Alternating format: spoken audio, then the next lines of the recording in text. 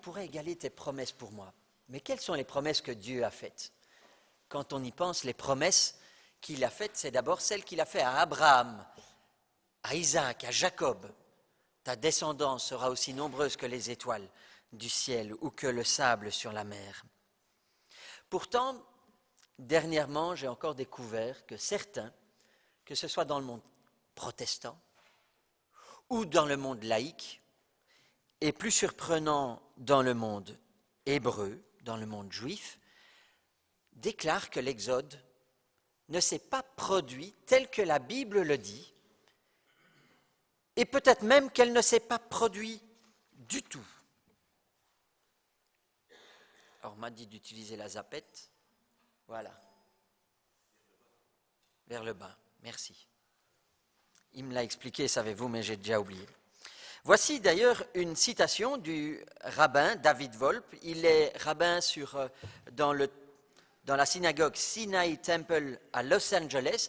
C'est une des plus grandes synagogues, non seulement de Los Angeles, mais également des États-Unis. 5000 âmes. Il est un rabbin très influent. Il enseigne autant à Jérusalem qu'aux États-Unis dans de nombreuses universités réputées.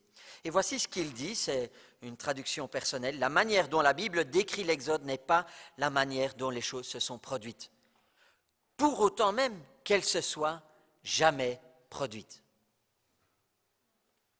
C'est un rabbin, c'est un juif qui dit ça. On pourrait s'attendre à ce que des archéologues disent cela, des égyptologues disent cela. Et d'ailleurs, c'est sur leur déclaration qu'ils se basent pour dire cela. Les égyptologues disent qu'il n'y a aucune trace de l'Exode en Égypte. Aucune trace de Joseph, aucune trace de Moïse, aucune trace de millions d'esclaves juifs, hébreux, en Égypte. Aucune trace d'eux dans le Sinaï, aucune trace de Josué ou de la conquête de Canaan en Israël. On va utiliser un mot qu'ils aiment utiliser, la Palestine, mais je préfère le mot Israël. Alors, il est vrai que s'il n'y a aucune trace, on peut remettre en question l'Exode. Mais si on remet en question l'Exode et justement l'épisode où Moïse, conduit par Dieu, va devant le Pharaon pour faire sortir le peuple hébreu d'Égypte, eh bien si ça n'a jamais eu lieu, alors qu'en est-il des 10 commandements, qui sont également écrits dans l'Exode? Qu'en est-il de la rencontre avec Dieu sur le Sinaï? Qu'en est-il de la bataille de Jéricho?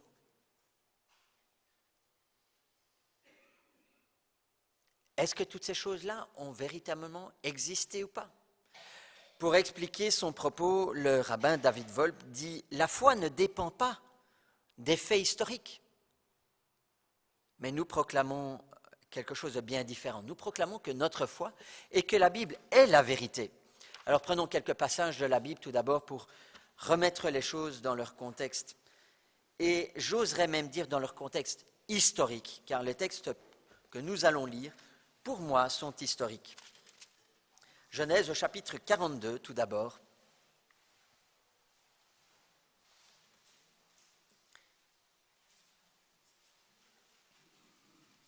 Les versets 1 à 4.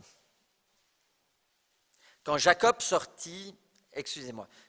apprit que l'on vendait du blé en Égypte, il dit à tous ses fils, « Pourquoi restez-vous là à vous regarder les uns les autres? J'ai appris qu'il y a du blé en Égypte. Allez-y donc et rapportez-nous-en du grain pour que nous puissions survivre et que nous ne mourions pas de faim. » Les frères de Joseph partirent donc à 10 pour acheter du blé en Égypte. Quant à Benjamin, le frère de Joseph, Jacob ne l'avait pas laissé partir avec eux, car il se disait qu'il ne lui arrive pas malheur. Et quelques chapitres plus loin, Genèse au chapitre 45,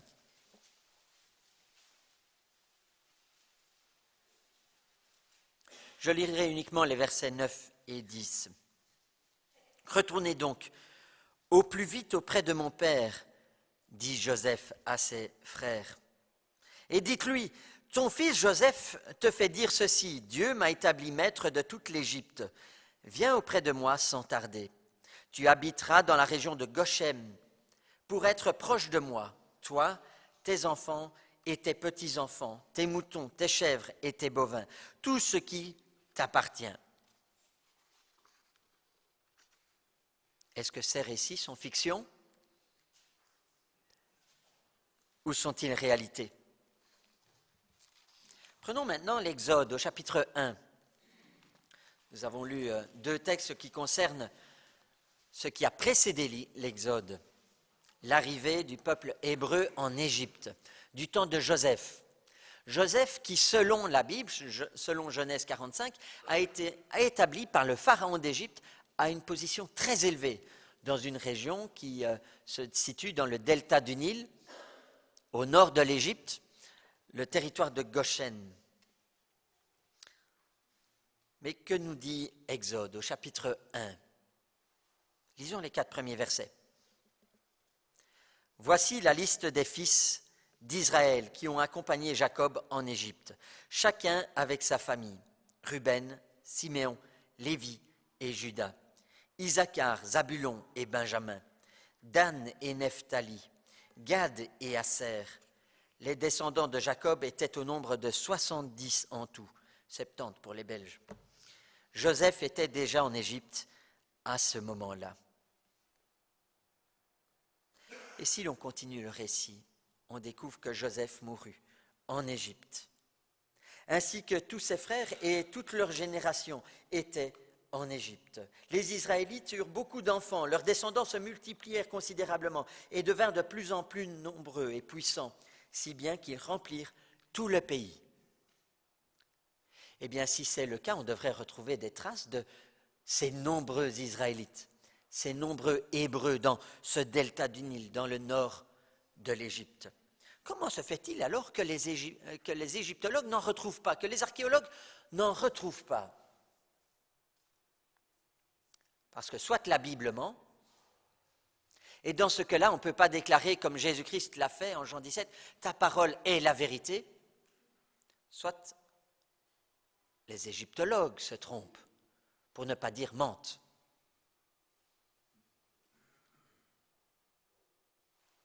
Voyons au contraire les découvertes qui ont été faites dans l'Égypte. Et voyons à quel point, oui, il y a des traces, même archéologiques, du peuple hébreu dans ce pays. Oui, des millions d'Hébreux ne disparaissent pas de la carte ainsi. On parle souvent de négationnisme, et dernièrement encore, lors d'une conversation avec votre pasteur au téléphone, il me rappelait qu'en effet, il y a pas si longtemps que ça, les Nations Unies avaient déclaré que le mont du Temple n'avait rien à voir, aucun lien avec le peuple hébreu. Le mont du Temple, là où se trouve le mur des Lamentations, aucun lien avec le peuple hébreu. Qui donc l'a construit, ce mur? Oui, les archéologues, les égyptologues disent les découvertes que l'on retrouve en Égypte n'ont aucun lien avec le peuple hébreu. Pourtant, il en est bien différemment. Alors, y a-t-il des traces des Hébreux en Égypte? Prenons encore Genèse au chapitre 47. Pour resituer la région dans laquelle nous allons nous attarder. Nous avions lu tantôt au chapitre 45 que les Hébreux se sont installés dans la région de Goshen, au nord de l'Égypte, dans le delta du Nil. Voici ce qu'il est encore dit dans le chapitre 47 de la Genèse, au verset 11. Joseph installa son père et ses frères et leur donna une propriété dans la meilleure partie d'Égypte, dans la région de Ramsès, comme le pharaon l'avait ordonné. La région de Ramsès, c'est justement celle que l'on retrouve là. Oh, excusez-moi, un peu trop vite. Tout au-dessus. Oh, on voit très mal le delta du Nil. J'espère que ceux qui nous suivront sur Internet le verront mieux dans la présentation. Elle est un petit peu trop claire ici. Avaris est une ville qui a été inhumée il n'y a pas si longtemps que ça, qui était construite 300 ans avant la ville de Ramsès. Or, dans Genèse, au chapitre 47, il est question de la ville de Ramsès. Et peut-être que toute la complexité repose en ce fait. La Bible, dans Genèse 47, parle de la ville de Ramsès. Et en effet, à l'époque de cette ville, aux alentours du XVe siècle avant Jésus-Christ, jusqu'au XIIe siècle avant Jésus-Christ, il n'y a en effet, dans la ville de Ramsès, aucune trace du peuple hébreu. En ceci, les égyptologues disent vrai. Mais les égyptologues, les historiens savent très bien également que dans le texte de la Genèse, dans le texte de l'Exode, il y a justement par rapport à certains mots, certaines villes, des termes qui sont utilisés et qui ont été retranscrits à l'époque du roi Josias, en 600 avant Jésus-Christ. Notamment ce mot, la ville de Ramsès, qui était connue du temps de Josias, 600 ans avant Jésus-Christ. Plus personne ne se souvenait du nom que portait la ville de Ramsès, bien avant Ramsès II, pharaon d'Égypte, bien avant, 300 ans avant cela. Une ville qu'ont découvert les égyptologues, il n'y a pas si longtemps que cela, même pas un siècle, il y a plutôt 50 ans. Une ville qui s'appelle Avaris. Alors je vais essayer de faire fonctionner ce bouton convenablement, là voilà. Avaris, une ville sémitique. Et le mot est choisi, sémitique. Les égyptologues préféraient parler de ville syro-palestinienne. Chacun utilise le terme qu'il veut. Une ville sémitique retrouvée dans le delta du Nil. Tiens donc, non pas dans le sud de l'Égypte, non, dans le nord, dans le delta du Nil, dans la région que la Bible appelle la région de Goshen, comme la Genèse nous l'instruit. À cet endroit, eh bien, l'archéologue Manfred Bittia, qui est d'origine autrichienne, qui a travaillé aux fouilles de cette ville depuis plusieurs dizaines d'années maintenant, dit, c'est étonnant, on a découvert une ville qui a précédé la ville de Ramsès, celle dont parle Genèse 47, une ville qui l'a précédée de 300 ans. Une ville que l'on appelle Avaris. Rien à voir avec le péché d'avarice ou la vice, le vice, non. Une ville qui était syro-palestinienne, c'est-à-dire que les maisons étaient construites d'une manière qui correspond à l'architecture que l'on retrouve en Syrie ou dans le nord de la Syrie, dans le nord de la Palestine, mais pas en Égypte. On a retrouvé des objets qui correspondent à une culture syrienne, ou plutôt syro-palestinienne, sémitique. On a retrouvé toute une culture, mais lorsqu'on demande à ce même archéologue qui existe encore, qui vit encore aujourd'hui, est-ce qu'il y a un lien entre cette culture qui a vécu 300 ans avant le pharaon Ramsès II, selon les égyptologues, donc 300 ans avant l'Exode, est-ce qu'il y a un lien entre ce peuple et le peuple d'Israël? Il y a tellement de similitudes par rapport à ce qu'on lit dans la Bible. Serait-il possible, messieurs les archéologues, que ce peuple que vous nommez Hyksos soit justement le peuple issu d'Abraham, Isaac et Jacob? Qu'il est étonnant de voir dans leur discours, dans leur déclaration, que non, ce n'est pas possible. Et quand on leur demande la raison, pourquoi toutes les preuves que l'on va voir dans quelques instants, ne peuvent être attribuées au peuple hébreu, ils disent, mais l'Exode a eu lieu en 1250 avant Jésus-Christ, c'est bien trop tôt. La ville que nous avons découverte, les preuves que nous avons découvertes, toutes les preuves que nous avons découvertes, quand bien même il y a une ressemblance, ce n'est pas possible parce qu'elle date de 300 ans avant l'Exode. Vous voyez, les égyptologues basent l'Exode en 1250. À cause des rois, à cause de la lignée de Pharaon. Il se base sur l'histoire égyptienne. Et beaucoup d'autres chronologies de par le monde antique sont basées sur cette égyptologie. Mais si l'on base notre chronologie, au contraire, sur les textes de la Bible, alors on se trouve en décalage par rapport à l'égyptologie. on se retrouve en décalage de plusieurs centaines d'années. Et alors, tous les faits concordent. L'arrivée de Joseph peut être associée à l'arrivée de ces rois Ixos. Ixos veut dire roi étranger. Mais ça ne veut pas dire roi étranger en langue égyptienne, ça veut dire roi étranger dans une langue sémitique. Des rois étrangers. Et à ce sujet-là, les égyptologues sont d'accord. Oui, les Ixos étaient des rois étrangers venus de Syrie. Mais dites-moi, Jacob, où a-t-il grandi? Où s'est-il marié avec Léa et Rachel? N'est-ce pas en Syrie? N'est-ce pas dans cette région-là que ses épouses, puisqu'il en avait deux, et soyons complets également les servantes de ses épouses, qui ont également donné naissance au fils de Jacob, n'était-ce pas en Syrie, là où il habitait, qu'ils ont vu le jour, avant qu'il n'aille en terre de Canaan, avant qu'il ne déménage, qu'il ne quitte son beau-père en prenant la meilleure partie du troupeau pour s'installer en Canaan? On a un peuple Ixos qui s'est installé en 1700, 1800 avant Jésus-Christ en Égypte. Et selon toujours ce professeur, Manfred Bitiak, un des plus éminents égyptologues du moment, eh bien, ce peuple était originaire de Canaan, de Syrie-Palestine. Il était sujet de la cour égyptienne, mais il bénéficiait de privilèges particuliers. Aucune ressemblance possible avec l'histoire de Joseph et de l'arrivée de ses frères, de son père en Égypte. Non, bien sûr. Non, cela ne peut être possible.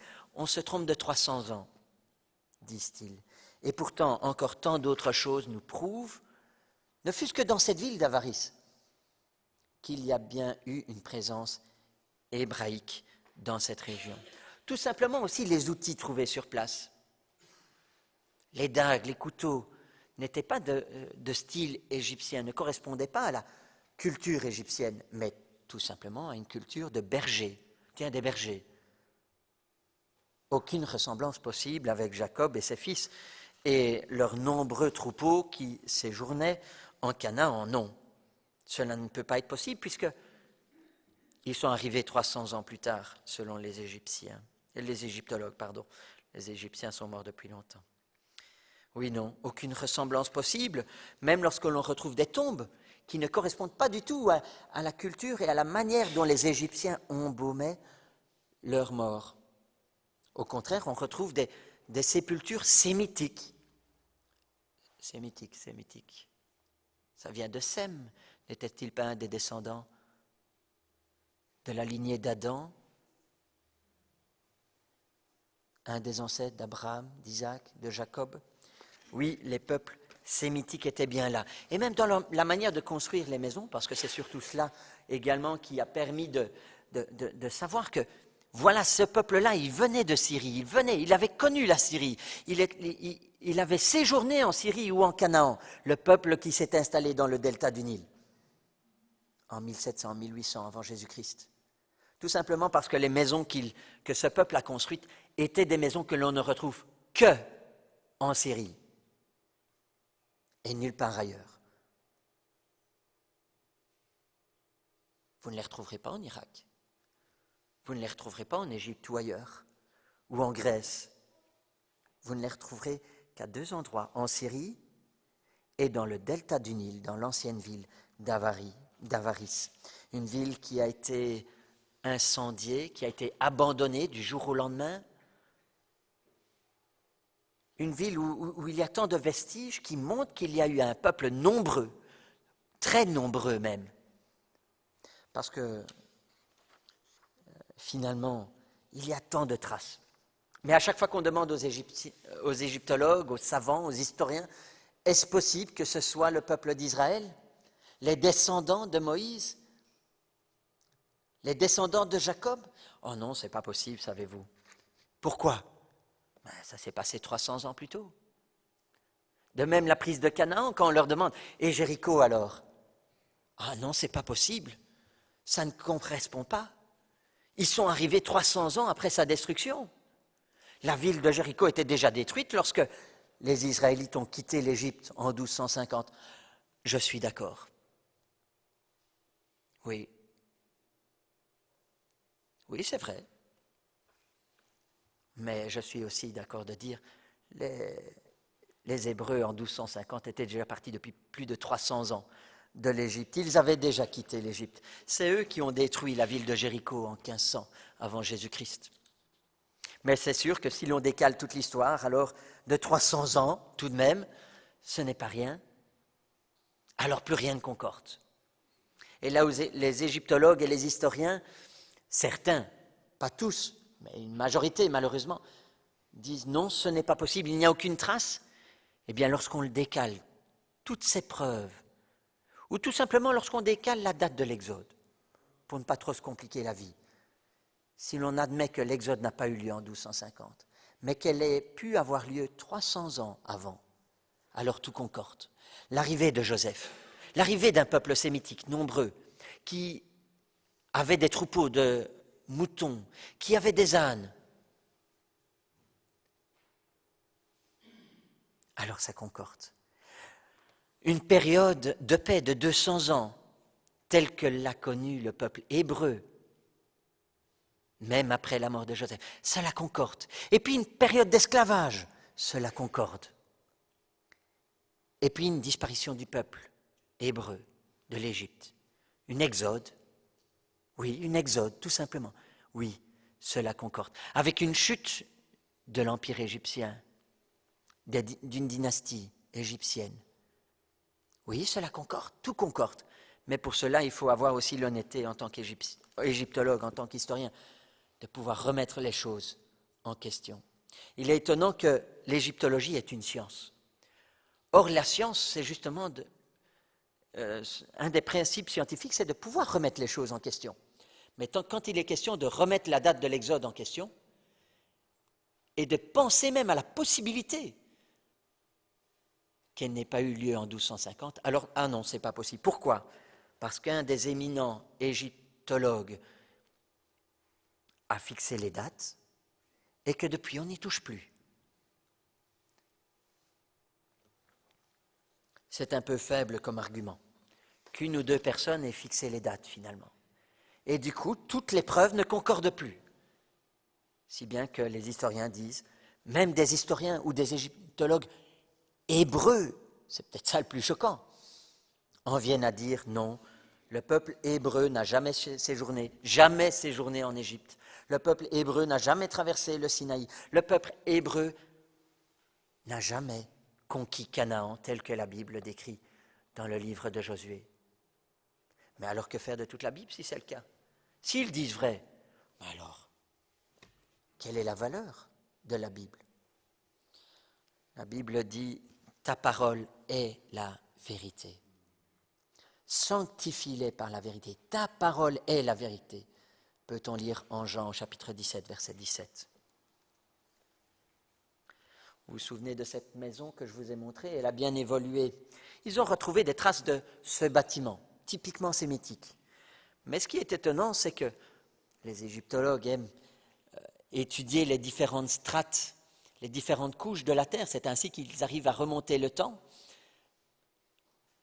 Ils ont aussi découvert qu'au-dessus de ce bâtiment qui avait été rasé, eh bien, peu de temps après, un palais digne d'un palais royal a été construit au-dessus de cette même maison. Un palais non plus de style sémitique, mais un palais d'architecture égyptienne, qui devait donc abriter ou être le lieu de résidence d'un personnage important, mais un personnage qui n'était pas égyptien. Un personnage qui, dans sa maison, s'était fait une cour intérieure constituée de 12 piliers de chaque côté. Oh, ce n'est qu'un détail, 12. Ça ne peut avoir aucun lien avec les 12 tribus d'Israël, avec les 12 fils de Jacob. Ni même le fait qu'autour de ce palais se trouvaient 12 tombes, dont une toute particulière, une en forme de pyramide. Mais il n'y a qu'un pharaon qui peut bénéficier d'une telle chose. Un haut dignitaire, peut-être. On a retrouvé des traces archéologiques de tout cela. Mais, de nouveau, les égyptologues disent non, ça n'a pas de rapport. Même si dans cette 12e tombe toute particulière, on a retrouvé des choses bien intéressantes, bien étonnantes pour une tombe, pour une mini-pyramide. Dans cette pyramide se trouvait auparavant une statue. Ici, c'est uniquement une représentation en 3D, en 3 dimensions. Voilà. On en a retrouvé la tête. Une tête sur laquelle on retrouvait peut-être encore les couleurs. Et si vous avez du mal, on peut peut-être demander aussi de diminuer la lumière.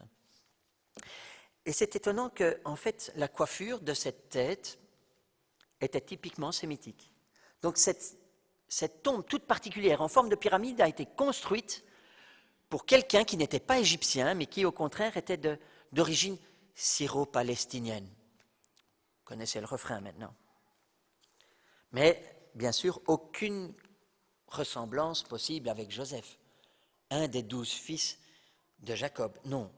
Quand bien même sur l'épaule de ce personnage se trouvaient différentes couleurs, signe que ce personnage sémitique était revêtu d'un manteau de plusieurs couleurs, qui n'était pas du tout du goût ou du style vestimentaire égyptien. Non. Cette statue, on remarqua que des gens essayèrent de la détruire, de la casser, de la défigurer. Malgré cela, les égyptologues sont d'accord, sont unanimes à dire cette statue monumentale, qui faisait 2 fois la taille d'un homme normalement constitué, devait avoir été produite dans les carrières mêmes du roi, du pharaon. Le fait qu'il y ait tant de détails, qu'il y ait tant de précision, qu'elle soit si finement sculptée, malgré les dégâts qui ont été occasionnés par le temps et par la destruction, ils sont d'accord de dire que cette statue était pour une personne très importante. Mais quand on relit l'histoire de Joseph, ce personnage devait avoir beaucoup d'importance. On l'a encore lu dans le chapitre 47 de la Genèse. Le pharaon l'avait placé à la tête de son pays.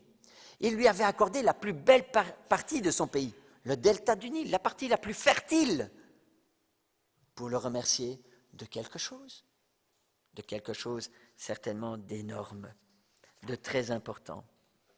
Cette statue monumentale et cette tombe, oui, certes, elles ont été pillées dans le passé, mais vous savez, quand des pilleurs de tombes, même en Égypte, lorsqu'ils pillent les tombes, ils prennent les choses précieuses, ils prennent ce qui peut se vendre. Une chose qu'ils ne prennent jamais, c'est les ossements. Ça n'a pas de valeur. Pourtant, lorsque les égyptologues ont découvert cette tombe monumentale, une chose les a intrigués. Ils ont retrouvé la statue qui avait été détruite. Ils ont retrouvé la pièce funéraire, mais à l'intérieur, ils n'avaient plus rien. Elle n'avait pas été pillée, elle avait été vidée volontairement. Le corps avait été emporté. Mais relisons l'Exode. Que fit Moïse? Que fit le peuple lorsqu'il quitta l'Égypte? Il nous a dit dans la Bible qu'ils prirent les ossements de Joseph, parce que Joseph leur avait fait jurer à ses descendants que lorsqu'il retournerait, le Seigneur lui avait donné dans une vision qu'un jour, le peuple hébreu retournerait en Canaan, et il leur avait fait jurer que le jour où il quitterait l'Égypte, eh bien qu'ils prennent ses ossements pour les enterrer en Canaan auprès de son père, auprès de ses parents. Et là, quelle surprise, en ouvrant cette tombe, il n'y a rien. Tout a été vidé, non pas pillé, vidé volontairement. Mais de nouveau, cela ne peut avoir aucun lien avec Joseph, avec son histoire. Ce n'est que pure coïncidence. Les Hyksos, tels que les appellent les égyptologues, Les Hyksos auraient très bien pu faire la même chose, sauf si les Hyksos, ce peuple étranger habitant en Égypte, n'était nul autre que le peuple hébreu. D'autres traces ont été trouvées et on peut les retrouver à de nombreux endroits dans le Delta du Nil. Souvenez-vous, il était dit que le peuple se multipliait et avait pris possession de toute la région de Goshen. Avaris, en soi, n'est qu'une ville parmi tant d'autres. Et il faudrait plus de 100 ans pour excaver, pour découvrir, pour faire des fouilles dans chacune des villes qui ont été retrouvées, des villes sémitiques. Parce qu'Avaris n'est pas une exception. On en retrouve un petit peu partout. Partout où il y a un point jaune, il y a des traces de peuples sémitiques datant de 1500, plutôt on va dire de 1800 jusqu'à 1500 avant Jésus-Christ. Mais alors qu'en est-il aussi de l'esclavage? Parce qu'ils ont vécu pendant 200 ans en paix, ils se sont multipliés, ils ont prospéré. Mais ensuite, y a-t-il des traces de l'esclavage hébreu en Égypte? Mais bien sûr qu'il y en a. Mais pour cela, il faut encore admettre que le papyrus qui a été retrouvé est bien associé aux Hébreux et non pas aux Hyksos. Que ce papyrus parle bien, oui, des Hébreux, 300 ans avant la date officielle déclarée. C'est ce qu'on appelle le papyrus de Brooklyn, c'est là qu'il se trouve. Et dans ce papyrus, on va faire un petit zoom peut-être, ouais, ça ne vous aide pas, pas grave. Je vais vous lire la transcription. On y lit ceci. C'est une liste d'esclaves. Des esclaves qui travaillaient pour une maison égyptienne. 70% des noms retrouvés sur cette liste sont d'origine sémitique. Certains des noms nous indiquent clairement certaines références à la Bible. Menahem, Isaacar, Azer, 3 noms d'esclaves retrouvés sur cette liste, mais également le nom de certaines des tribus, Manassé, Isaacar et Azer. D'autres encore, Sipra, qui est cité dans le livre de l'Exode comme étant une sage-femme, on le retrouve dans cette liste d'esclaves sémitiques. Il y a encore une quantité d'autres noms. 70% des noms sur cette liste, contenant plusieurs dizaines de noms. 70% de ces noms sont d'origine sémitique. Et une autre chose qui nous met la puce à l'oreille, comme quoi l'Exode dit vrai, c'est que la majorité des noms sont féminins. Or, si l'on se souvient bien de l'histoire de l'Exode, le Pharaon, voyant que le peuple hébreu se multipliait, demanda aux sages-femmes de faire mourir les garçons qui naissaient, mais de laisser en vie les filles. C'est qu'un détail, ça ne s'invente pas ce genre de choses. Mais un tout petit détail qui nous montre encore une preuve. Oui, cette liste, elle parle bien du peuple hébreu. Elle parle bien de ce qui a précédé l'Exode, de cette période troublée d'esclavage qui a duré pendant près de 100 ans en Égypte. Et puis, est-il question aussi de la sortie d'Égypte? Oui, on retrouve des traces de la sortie d'Égypte aussi dans la Bible, mais aussi dans la terre égyptienne. Mais avant, rappelons encore ce verset. Le psaume 119, verset 160, nous dit la vérité, tel est le fondement de ta parole. Tous tes décrets sont justes et éternels. La Bible se veut être la vérité. Elle se déclare vérité. Si l'Exode n'est pas vrai, alors toute la Bible s'écroule. De même que le culte hébraïque dépend de 2 piliers selon un rabbin. La Genèse, le fait que Dieu est créateur, et l'Exode, le fait que Dieu a libéré son peuple d'Égypte. Voilà ce qui a créé le peuple hébreu. Ce n'est pas juste un mythe, ce n'est pas une histoire que l'on raconte, une légende qu'on raconte autour du feu pour se donner de l'importance. Quel peuple se donne comme légende d'avoir été esclave pendant plusieurs centaines d'années en Égypte, dans le pays de ses ennemis? Quel peuple irait inventer une histoire pareille? La Bible dit « Je suis la vérité. Je suis la parole de Dieu. Ce que je dis est vrai, historiquement, et non pas métaphoriquement, allégoriquement, non, historiquement. » La Bible se proclame comme étant un livre d'histoire, une histoire qui est vraie, et que lorsque l'on veut bien prendre les preuves pour ce qu'elles sont, eh bien, se démontre également par l'archéologie. Encore un autre papyrus qui se trouve en Hollande, celui-ci, le papyrus d'Ipouwer, c'est un poème écrit par un Égyptien. Et dans ce poème qui fait référence à une catastrophe qui eut lieu en Égypte plusieurs centaines d'années, on y lit ceci. « Voyez donc les riches se lamentent, les miséreux sont dans la joie, et chaque ville dit « Laissez-nous chasser les puissants de chez nous ». Lorsqu'on relit le texte de l'Exode, on découvre que Moïse et Aaron dirent au peuple hébreu « Allez auprès de vos maîtres égyptiens et demandez-leur l'or et les pierres précieuses ». Il est étonnant de retrouver dans ce papyrus un tel événement, où il est déclaré que les esclaves, les serviteurs sont parés de bijoux alors que leurs maîtres sont dans la pauvreté. Voyez donc Éléphantine, Tinis, etc., de Haute-Égypte, donc dans le nord, dans le delta du Nil, là où ils doivent se trouver les Hébreux. Voyez ces villes, elles ne payent plus d'impôts à cause de la révolte. On manque de fruits, de charbon et de bois. Autrefois, le cœur du roi était heureux quand les porteurs d'offrandes s'avançaient vers lui et quand venaient les pays étrangers.